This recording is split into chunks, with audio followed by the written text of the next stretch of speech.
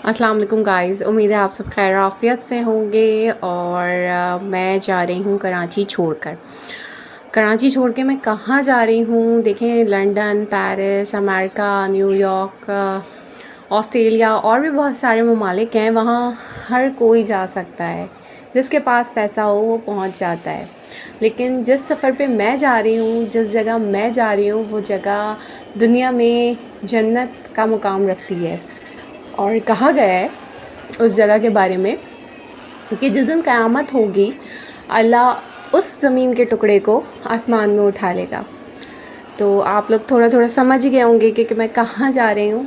मैं जिस जगह जा रही हूँ वहाँ के लिए इश्क होना बहुत ज़रूरी है, मार्फत होना बहुत ज़रूरी है, अक़ीदत होना बहुत ज़रूरी है। जी, तो मेरा ये सफ़रे इश्क है और मैं जो है बस कुछ ही लम्हों में कराची छोड़कर आसमानों में उड़ने लगूँगी। उड़ने तो आसमानों में मैं तभी लग गई थी जैसे ही मेरा वीज़ा आया था और मुझे कंफर्म हो गया था कि जी मेरे टिकट्स आ गए हैं और मैं अपने अहलो अयाल के साथ जो है जा रही हूँ अपने सफ़र इश्क पे। तो मेरी खुशी का ठिकाना ही नहीं था। फाइनली हम उड़ गए हैं हवाओं में और मैं जा रही हूँ अपने मौला हुसैन, अपने आका अब्बास के पास। इसकी ख्वाहिश मेरे दिल में तभी से थी जब से मैंने होश संभाला। मैं करबला की ज़ियारत के लिए कई सालों से कोशिश करती थी कि बस मौला मुझे बुला ले, मौला मुझे बुला ले। मुझे जो कहते थे ना कि करबला जाने के लिए ज़ियारत आशूरा पढ़ो या तहज्जुद पढ़ो, तुम ये सब करोगी ना तो देखना तुम्हारा इसी साल जाना हो जाएगा इंशाअल्लाह। तो यकीन करें मैं हर वो अमल करती थी दिल से कि बस मौला ना मुझे किसी तरीके से अपनी ज़ियारत, अपनी ज़री की ज़ियारत करबला की ज़मीन पर बस मुझे बुला ले। मेरा दिल बड़ा तड़पता था। फिर शादी हो गई तो जो मेरे हस्बैंड हैं माशाल्लाह से, वो उनका 5वां या 6ठा एक्सपीरियंस है माशाल्लाह। वो हर साल अरबईन पर जाते रहे हैं शादी से पहले। फिर हमारी जब शादी हुई तो कोविड था, हम नहीं जा सके। लेकिन उसके बाद हमने कई दफ़ा कोशिश की, लेकिन किसी न किसी वजह से जो है हमारा जाना टलता रहता था और मैं बड़ी उदास होती थी कि पता नहीं क्यों, शायद मौला मुझे नहीं बुला रहे हैं, पता नहीं क्या वजह है कि मैं नहीं जा पा रही हूँ। तो मेरे शौहर कहते थे देखो, जब बुलावा वहाँ से आएगा ना तो तुम्हें पता भी नहीं चलेगा और तुम करबला की ज़मीन पर होंगी। बस देखो, जैसे ही मौला तुम्हें बुलाएंगे ना, तुम्हें वाकई में अंदाज़ा नहीं होगा कि एक लम्हे में तुम वहाँ पहुँच जाओगे। और वही हुआ कि विदिन 10 to 15 डेज़ मेरा वीज़ा, मेरा टिकट, मेरी पैकिंग, मतलब मैं माशाल्लाह से अपने 2 बच्चों के साथ, 2 बेटियों के साथ, परवरदिगार आलम ने मुझे शादी के बाद 2 रहमतों से नवाजा।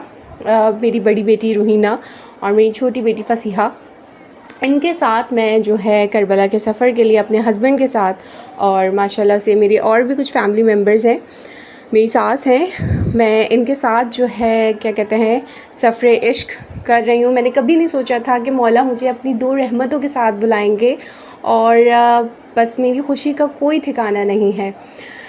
वाकई में करबला जो है ना, पैसों से नहीं जाया जाता। ये मेरे हस्बैंड हमेशा से मुझे ये बात बोलते हैं, देखो करबला पैसों से नहीं जाया जाता। आप कितनी भी सेविंग्स कर लें, कुछ भी कर लें, अगर आपका वहाँ से बुलावा नहीं है ना तो आप नहीं जा सकते। आप कितने करोड़पति, कितने अरबपति ना हो, लेकिन अगर आप झोपड़ी में भी रहते हैं ना और आपका मौला ने बुलावा, दिन, तारीख़, लम्हा लिख दिया है कि आपने इस लम्हे उनकी दरगाह पे जो है हाज़िरी देनी है, तो बस आप समझ लें कि आप झोपड़ी में भी रहते होंगे, आपका कहाँ से इंतज़ाम हो जाएगा आपको लगेगा ही नहीं पता। मेरे साथ बिल्कुल ऐसा ही हुआ है कि मुझे बिल्कुल नहीं अंदाज़ा था, हमारे जाने का कुछ था ही नहीं कि हम, मतलब ज़ाहिर सी बात है इतनी महंगाई हो गई है, 2 बच्चियां हैं, कैसे।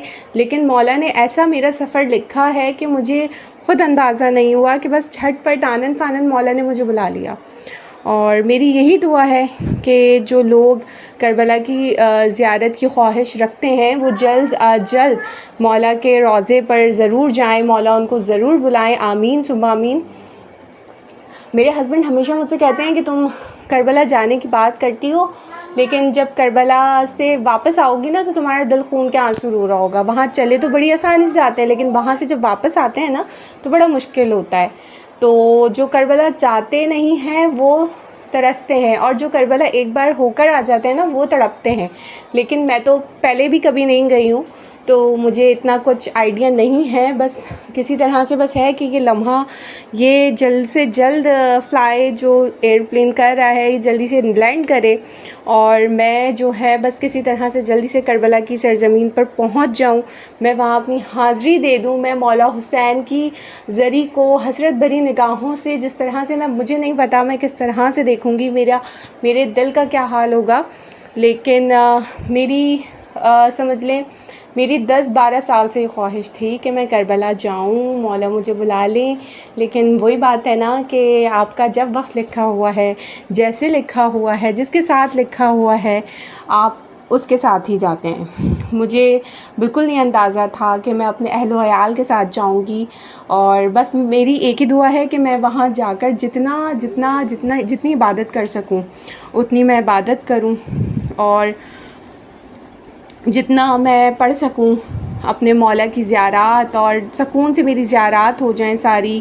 بس میری یہی خواہش ہے. اور جو ہے میں نجف پہ جو ہے لینڈ کر گئی ہوں. یہ نجف ایئرپورٹ ہے، یہاں ہم نے لینڈ کر لیا ہے، اور 4.5 گھنٹے کی یہ فلائٹ رہی میری.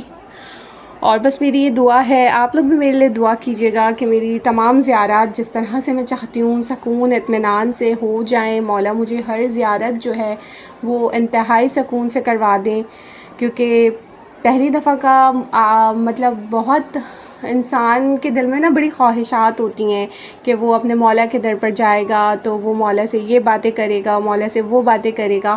لیکن جب میں نے کافی لوگوں کا سنا ہے کہ جو کربلا جاتے ہیں وہ کہتے ہیں ہم زری کو دیکھتے ہیں اور مطلب ہم بس زری دیکھتے ہی رہ جاتے ہیں، ہمیں سمجھ میں ہی نہیں آتا کہ مولا ہم کیا بولیں. تو بس میری تو یہ خواہش ہے کہ مولا میری زیارت کو قبول کر لے. میں بہت دل سے بہت محنت سے آ رہی ہوں آپ کے پاس. آپ سب جانتے ہیں میرے دل کا حال، اور واقعی میں مولا حسین سب جانتے ہیں. اور میری بس یہی دعا ہے کہ سب کو مولا اپنے در پہ بلائیں. Thank you. اللہ حافظ.